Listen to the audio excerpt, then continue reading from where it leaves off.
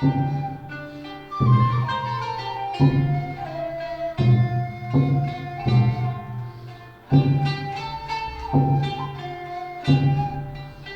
are places where history doesn't just linger, it shines. Bodrum is one of them.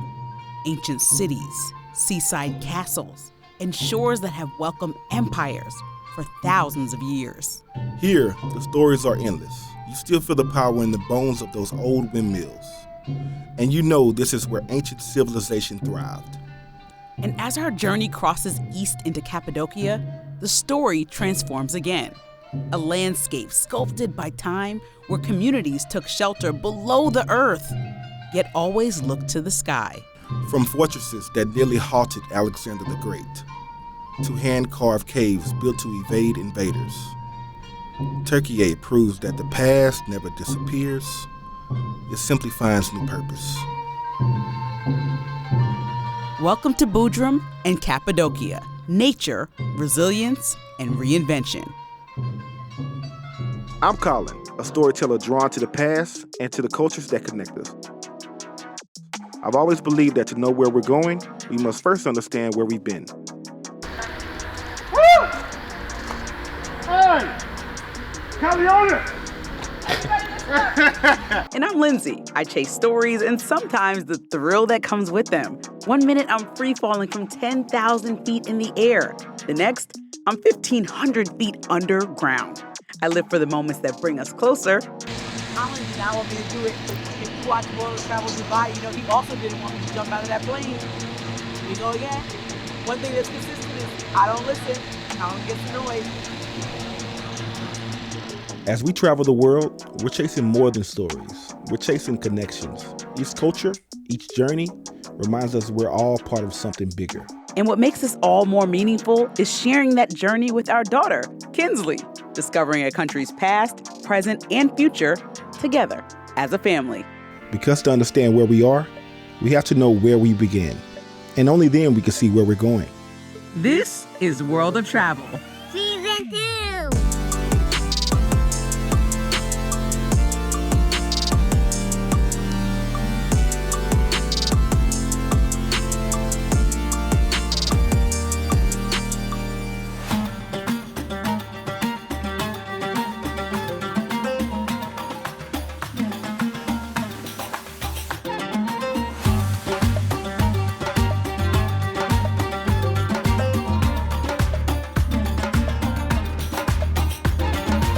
In Istanbul, the future is racing forward. But here on the Aegean Sea, the rhythm changes. Bodrum invites us to understand that transformation isn't always about what's new. Sometimes it's about what endures.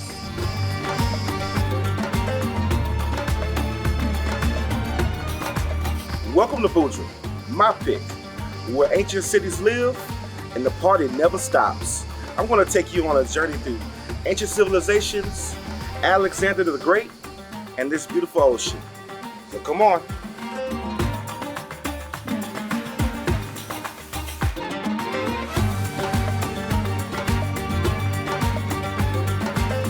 If you really want to understand Bodrum, the rhythms, the flavors, the way the sea feels in the morning, you stay in a local home. That's where the true heartbeat of this place lives.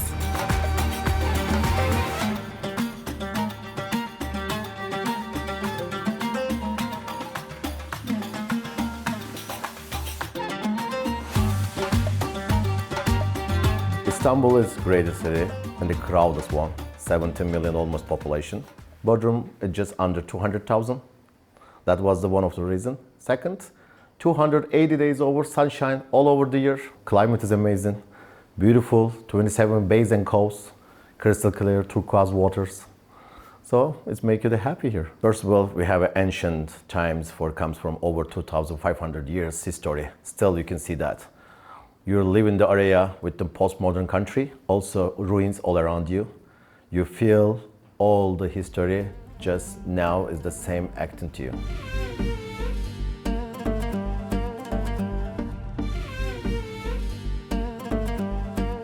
Okay, Haluk, so where are we now? We're in the place we call this Myndos Gate.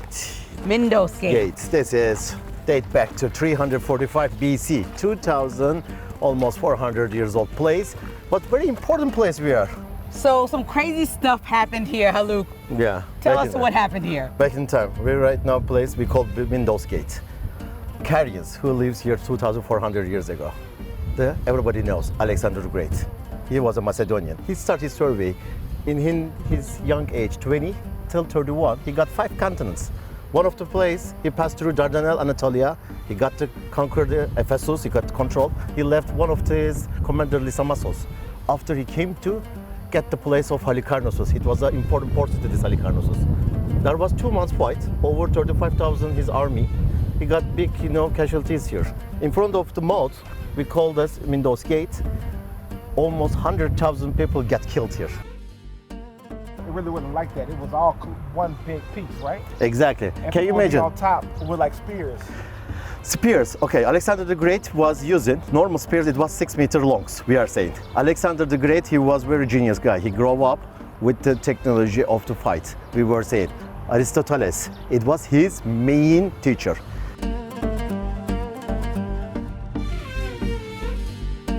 High above Bodrum's glittering coastline, the old windmills still catch the Aegean breeze. They've stood here for centuries, quiet witnesses to the rise and fall of empires, to traders, bustling ports, and travelers just like us. Built by the Knights of St. John, this fortress has stood guard over Bodrum's harbor since the 15th century. But its walls hold more than defense. They tell stories of conquest, culture, and resilience. And today, it's a museum, a monument, and a lookout into both the past and this stunning coast. This is from 17th and 18th century. Nice. It's 300 years old, but back in the time, by wind power, making these products, grains, goods, making flowers. Did the break happen in the earthquake? Last earthquake, 2017, they got damage. Wow. On the right-hand side, the second one, you can see that. How many earthquakes happen here? Is it like a frequent thing? In this, we can call over 16 massive ones. Deep impact, all the earthquakes, the ruins, everything. We are in the highly tectonic area. That's why Bodrum only allows for 2-story buildings. There's a one exhibition room, Princess Ada sarcophagus inside. I will tell the story, but you know what? 1989, she was, rest in peace, 2,000 years. By foundation excavation in the here, Bodrum area, they found one sarcophagus. They checked the sarcophagus inside, well-preserved bones, skeletons, nearby treasures, crowns, necklaces, all treasure of her. What happened? They used the technology, reconstruction technology by computer. They made copy wax of her face. What they found? There's many statue. It was 100% match with Princess Ada. So we're gonna visit in the Bodrum Castle, Princess Ada's sarcophagus, her room, her treasure, all the stuff what belonged to her.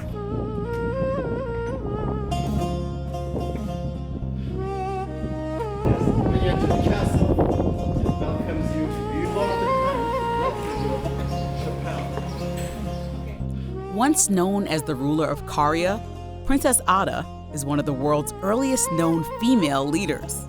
Her legacy was nearly lost until archaeologists brought her back into the light. When Alexander the Great arrived in this region, Ada didn't just welcome him. She adopted him as her son. In return, he restored her to the throne, making her one of his most trusted allies. And now in this quiet gallery inside of Bodrum Castle, Princess Ada's voice reaches us centuries later, a reminder that history isn't just preserved in ruins, it lives through the people who dared to lead. As Haluk led us through the ancient ruins of Bodrum, we found ourselves standing in the very heart of the old theater, a place where voices echoed for kings, citizens, and storytellers alike. And today, it echoed for one more royal. Princess Kynsley officially made her debut on the ancient stage. I need her daughter. I remember everything is fine. I remember everything is fine. I can lead with pride. I can. What Good is job. with me.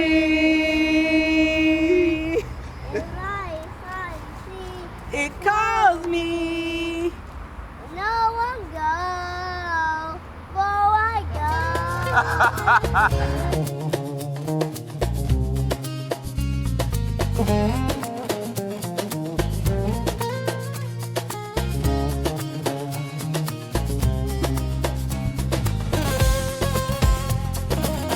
Before concert halls and red carpets, there were spaces like this where poetry, politics, and performance came together, not under one roof, under the open sky.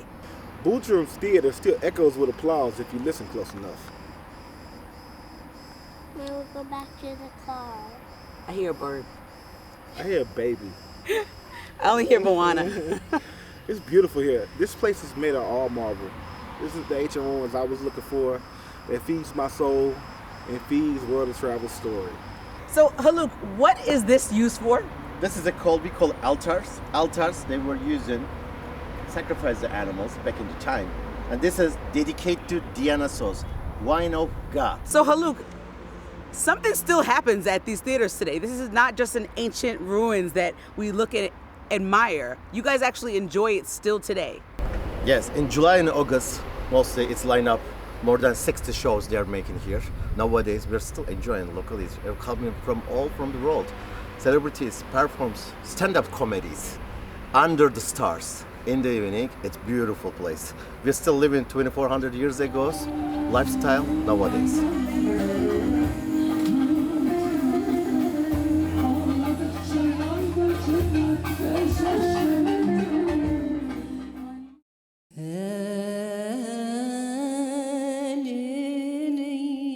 From ancient ruins to designer boutiques, Bodrum holds old and new side by side. Now we're off to Cappadocia, where we're gonna see deep into history, and I mean underground. Stay with us.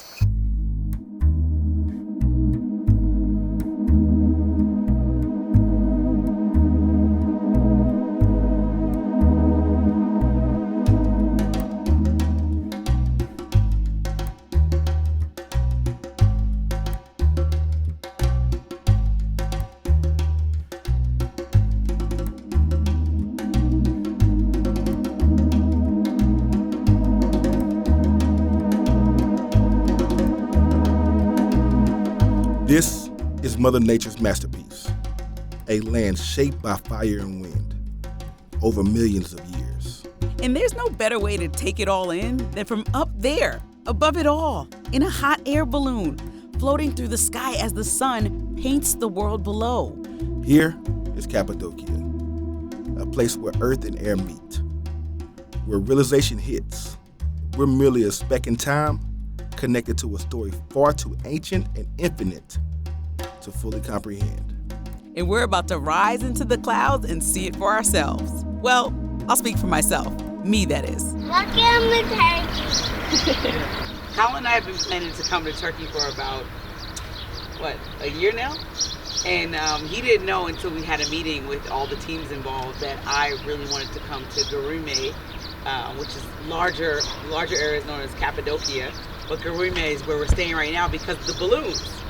And so when I told him I wanted to go, there's obviously a ton of history and beauty here, as well as throughout the country. But when I was like, oh, I can't wait to see the balloons, he was like, seriously? But lo and behold, he's most excited about what? This portion of the trip. No, this portion of the trip. He's been super excited, like, oh my gosh, it's so beautiful. We're staying in a cave. And now it's just all about the caves. It has nothing to do with the actual balloons. But as you can see, there's no way that you can't be stunned by this type of background, this scenery. In a place where time feels carved into the walls, one hotel dared to bring the past into the present without losing 1 ounce of its soul. We're meeting the visionary who helped put Cappadocia on the world's travel map, one cave room at a time.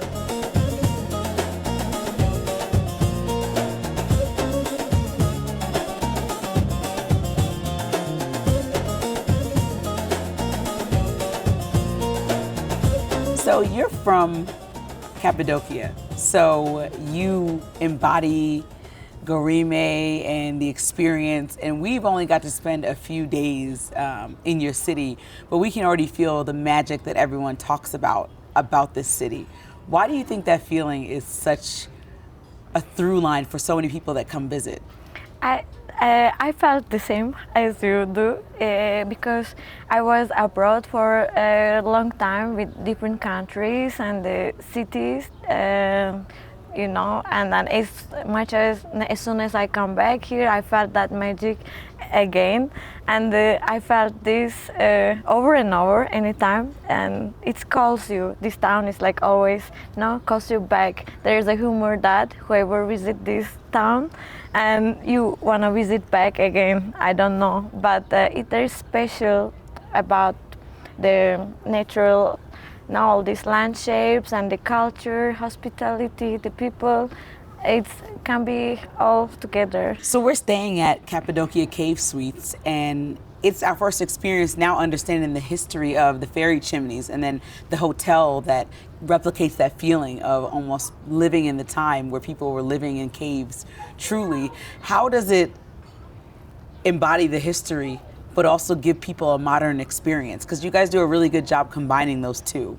Yes, I can give example of many things, but all this town that people used to live, all these fairy chimneys before, and they turn their houses into businesses by time, and with the renovation of the furnitures, maybe a little bit no touch of everything, and takes you back, and at the same time you are living in the moment. No, I can say that my father had put a lot of work on it for all the, not only our hotels, but all the town that people owns.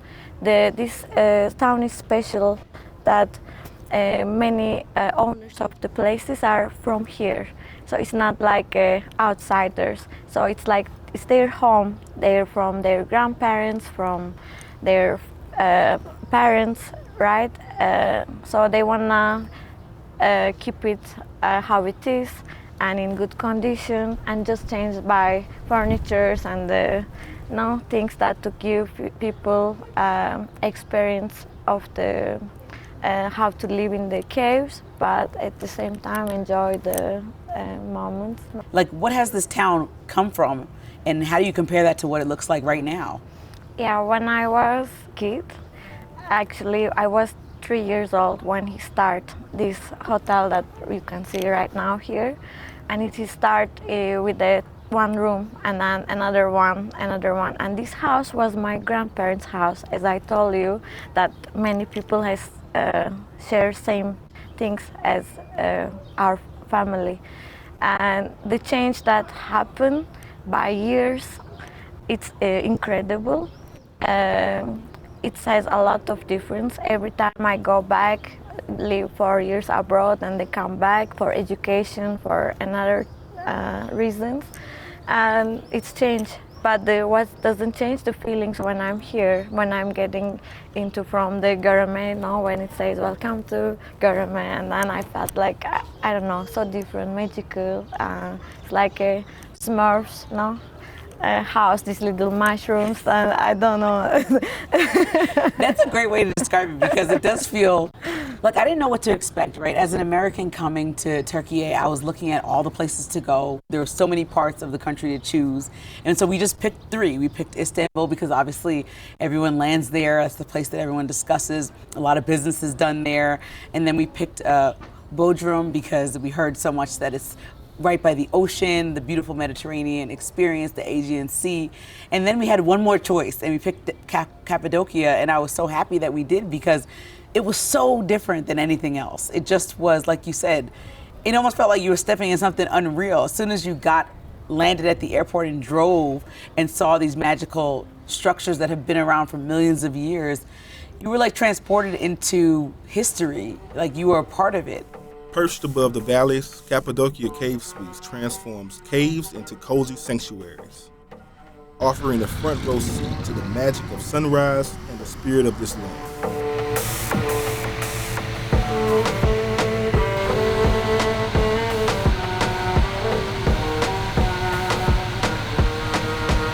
And the best seat in the house is in the sky.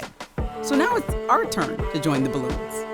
All right, there was quite a bit of back and forth about whether I was gonna ride the balloon or not, because I'm not gonna lie, I was a little bit scared. But you know what? I'm gonna go for it because our team, Slav, Shamar, our cinematographers, they said they wanna do it. How can they do it without somebody who's on the show, on the balloon? So I said, okay, Kolyn and I were going back and forth, and Kynsley can't come, unfortunately, she's too little. So it's just me in the sky, and I'm gonna get a 360 panoramic view of beautiful Cappadocia. I'm very, very excited.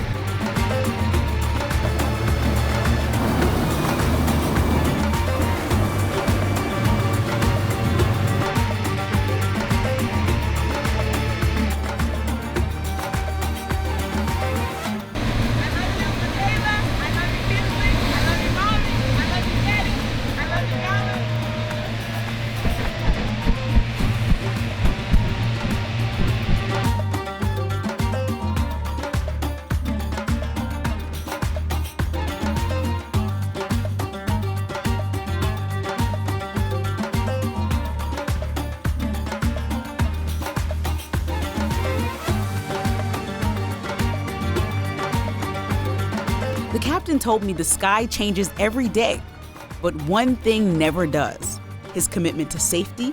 And honestly, you feel it. Up there, I wasn't nervous. I was really just grateful. Lindsey Granger. That'd be me. Bravo. Thank you so much. You're welcome. You are all the pilots right now. Congratulations, guys.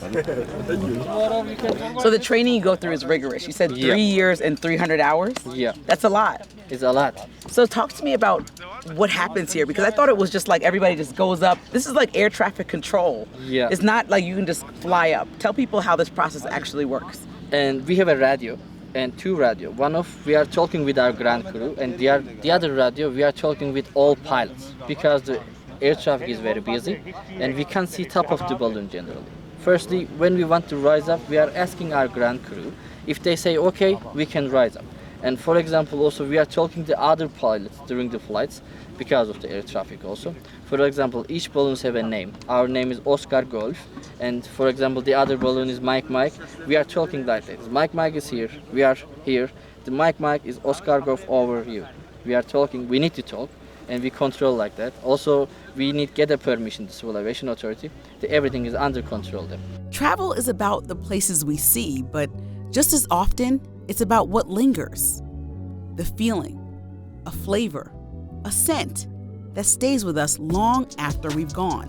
Today, we're slowing down to explore the essence of this place through its stories, its streets, and something far more personal: perfume.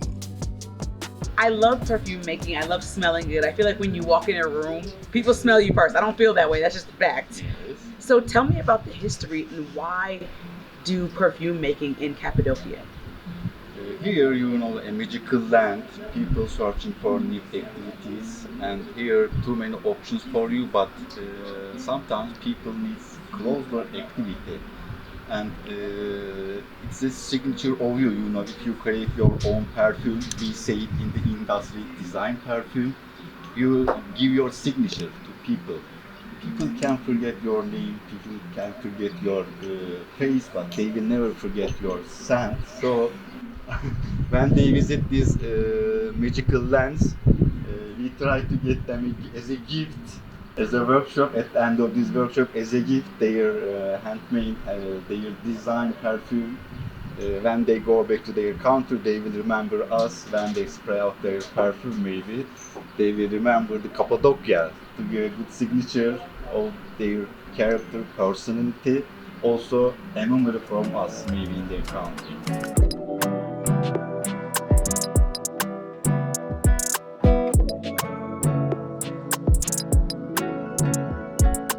Kynsley finished her perfume and it was really good. She's giving that to her Nana. I feel confident with where I'm at. Yes. Kolyn, you feel confident? Yeah, I'm happy. It was a long trip, but we got here. It was smelling just like a coffee cup earlier, but he fixed it. Mine was great from the top, from the very start. Right. Let's Okay. check it. Oh, amazing. No. Deep, floral, strong, and also gives me the high quality perfume. Good job. Thank you. In a very quick time, you did a great job, I think. Yeah, she did a really good job. Yes, and We had a little journey. wow, I like coffee. Yeah. It's a great job, I think. Thank you, I appreciate it. I think we are ready to mix it.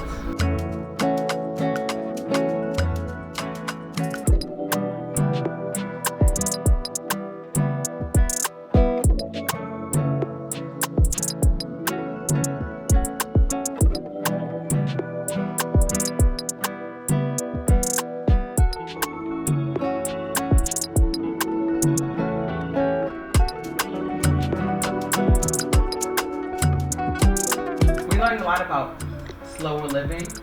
You know, still getting to the same goal, but taking it easy while you're on your way there. That's like a theme of Turkey. So now that I know I can't use my perfume or cologne for 3 weeks, Yes. it matches with the vibe of this trip. I had to slow down that New Yorker lifestyle.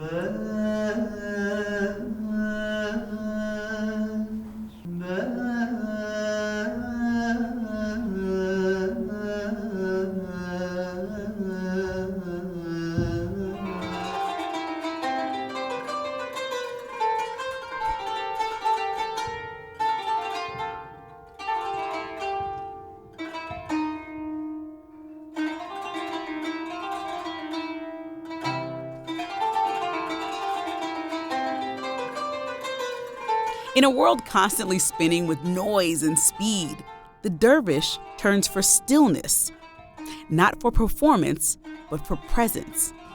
Rooted in Sufi mysticism, this centuries-old ritual is less about the body and more about the soul. A search for divine connection through rhythm, repetition, and surrender. And in a country layered with histories and beliefs, the whirling dervish reminds us that some journeys are not outward, but inward.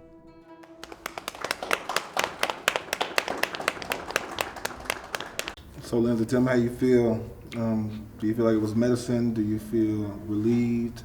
Just give me your thoughts after. Well, besides Kynsley acting a fool like half of the show, because I know that you can't make a 4-year-old act very calm, but she did really well. But outside of that, I still think she enjoyed it and was amazed and impressed, like we all were, that, I mean, I took dance class growing up. I used to fall down after 3 spins.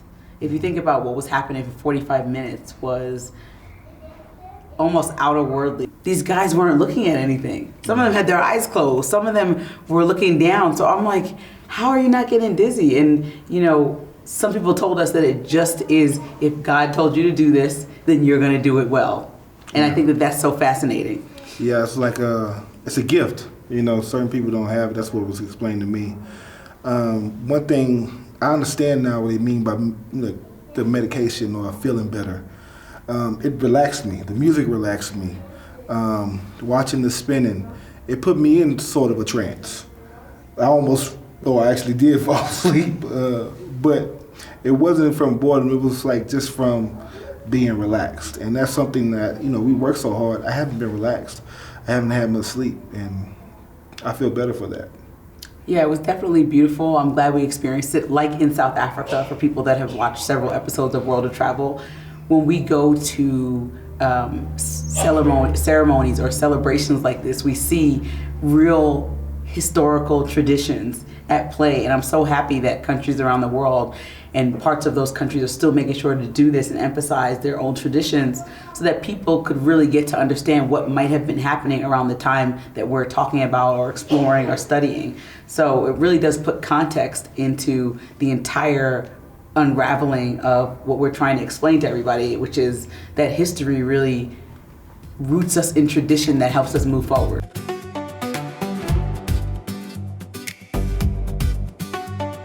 After witnessing a dance that really lifts the spirit and quiets the world, we were ready to ground ourselves again, this time in the flavors of Cappadocia. There's no better place for that than Seton Restaurant.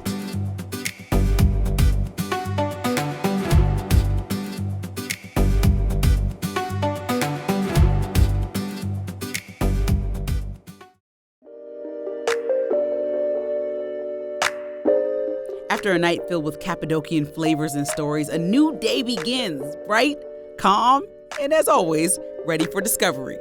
And we're kicking it off with a private tour that takes us deeper into the landscape carved by time. Our guide today is Ali Yavuz, Vice President of the Kelebek-Group, and part of the family that pioneered Cappadocia Cave Suites. His family didn't just build a hotel. They helped build Cappadocia's tourism story. We're in the Anatolian Valley, being led by the guy that started all the tourism in Cappadocia.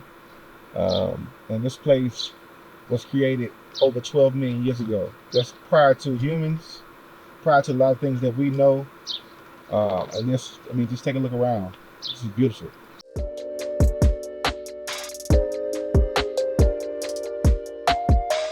This isn't just a museum. It's an ancient village carved by hand and guided by faith. Frescoes, chapels, cave homes. Every corner here whispers history.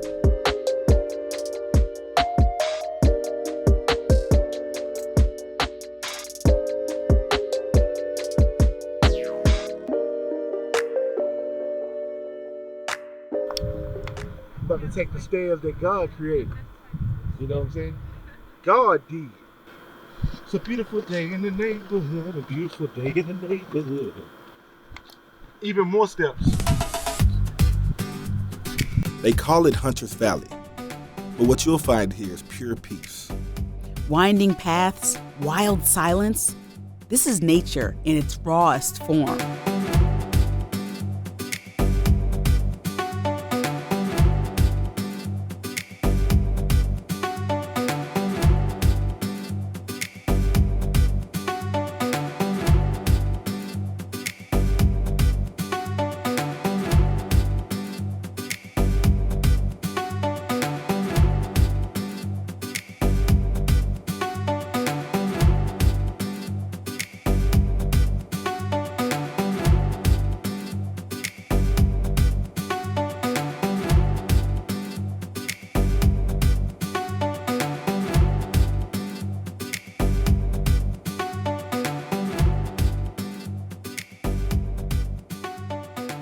Thank you for having us. Very welcome. We really appreciate all the hospitality.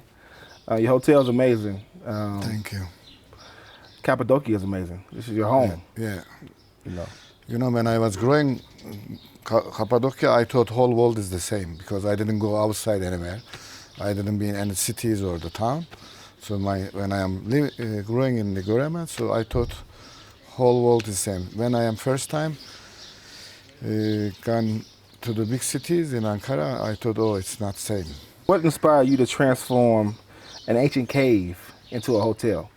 We are the first generation who stayed with the tourism, our hometown. It wasn't our, and many options. So before us, all our older brother and uncles, they left there to home in the bigger cities in Turkey or outside the country in the Europe to work and save some money and send for the parents. Our generation is the first generation. When the tourism is growing in Cappadocia, when the tourists find it start growing. So we thought in those days these caves is worth nothing. They were building new modern houses as like a pension or the guest house. But later on we realized tourists like to stay in the cave, and then all the old houses turning to the little hotel. Some boutique hotels, some little cave hotels. So after end of 90s, mid 2000, we realized people like to live in more original, authentic cave houses. So wow. I started my place with the 6th room with my family house with the cave 1993. It was in August, 6th room started. That's beautiful. Thank you. When you first started, did you ever imagine Cappadocia will become a global travel destination? No idea. Didn't know that. When I first start, next morning I was going to serve the breakfast. I have no knife, no fork, no money. So I go and bought my wife diary box. We start to use, because I was living with my parents when I married with my wife. So she didn't use it. We were using my parents' stuff, so we bought it for cookers and some knife, forks, and plates. Started giving the breakfast, starting with the melamen. You know, the egg. Today you had breakfast with the egg and vegetable. Yeah, a and bed some and breakfast. Cheese. Bed and breakfast, yes. Can you share a memory of a moment that made you feel proud of the tourism in Cappadocia? Tourism of Cappadocia, you know, I wasn't even stayed in my life in a hotel room when I am opening the guest house in Kelebek. So today I almost did for my 20-25 friends houses, turn it to help them. I learn everything, interior designing, restoration, everything myself. So I am, making and learning in the time. So it's, I think, Göreme is one of the most unique town in the world as scenery and also business way. You know, many touristic places in the world, when they tourists find outside, the investor come, build the big hotels, and the locals will be either cleaning ladies or taxi drivers. But in Göreme is not like that. So I am proud of that. I made it that. So almost like 30 years, I didn't only build up my self business. So I pulled all my friends around, and then I show them how to make it. It's like a copy of many hotels is similar to mine, but I don't mind. I am proud of it. That's beautiful.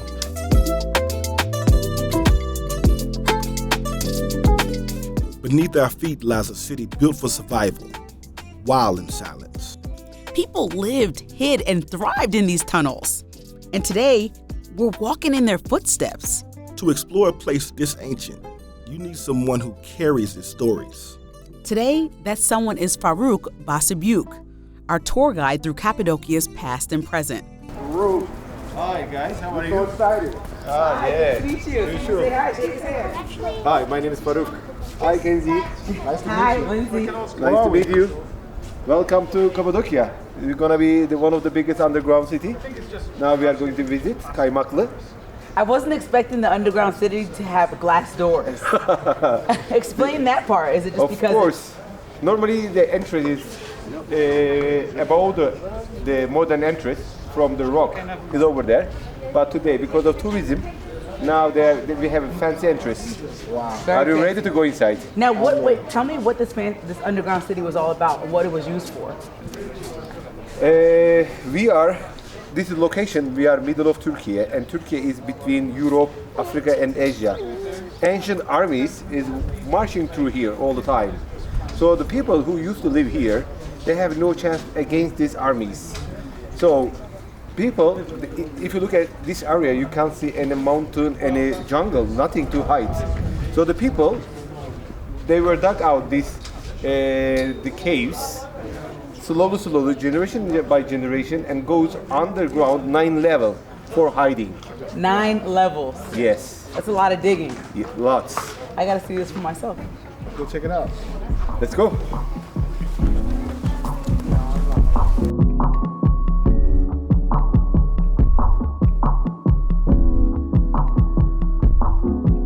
This is one of the largest underground cities in Cappadocia. So how large? So roughly 20,000 people used to live this area, but don't misunderstanding, people not living underground, people hiding. So we are going to visit, impossible to visit whole city, we are going to visit just 20%.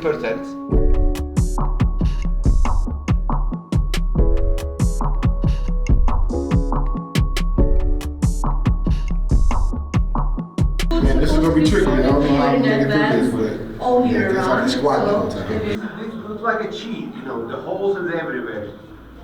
You can see so many food storage. Look here. This is from millions of years ago? No, 1,000 years ago. Thousands of years ago. Yes, but the rock is million years old. Yeah. But this man-made, it's like, how old? 7,000, 6,000 BC. So how long ago were these tunnels in use? When did they first start, and when did we stop using them? Okay, we don't know when they start. 7,000 BC, 6,000 BC, or 5,000 BC. Okay, but we know 13th century is over. Why? Because the Ottoman Empire, when they come here, they are a very strong empire. This completely whole Anatolia, 13th century. Of course, the Turks come different time, but 13th century is this whole area under control Ottoman. Ottoman is very strong empire. No one can come here. After that, Christian, Muslim, Turkish, non-Turks who lives here, they don't need to leave. They don't need to hide anymore because there is no enemies. So the 13th century is when they finished the use underground cities. So when it stopped being a survival mode, it started being used for something else. Yes. Which was? What was? Storage, garage, chicken nest, stables, anything. Because if there is a space nearby in neighborhood or next to your house, if you need a space, there is a space. This could have been a good club, good music. Yeah, you can make it a pub or party place. It's up to you. Where is he? Where are you? Hey, where you go? Where are you? Lily, just behind you. Oh! So, local people, they know the tunnel very well. That is another. They can play with you. Yes. Yeah. This is Cappadocia's crown, built by nature, fortified by the people. From up here, history isn't just seen, it's felt. Below the surface, Cappadocia tells the story of resilience, carved into stone, hidden from invaders, protected by silence. But above ground, life continues in color, as it always has.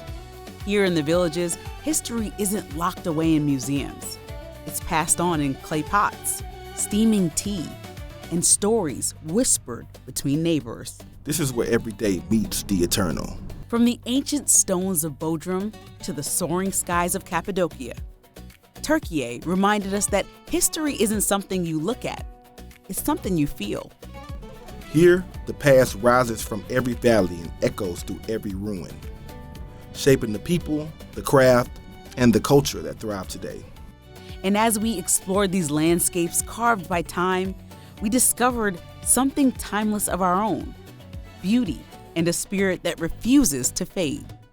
Turkey's story is still being written by artisans, by families, by dreamers, and by everyday people who walk these ancient paths. What do you think about Turkey? I think about Turkey is beautiful, but Turkey is beautiful right now.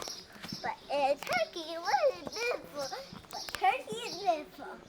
You said it 4 times. Turkey is beautiful. Yeah, because that means it's beautiful. It's beautiful. I just saw a balloon. And we're honored to have been part of that story, if only for a moment.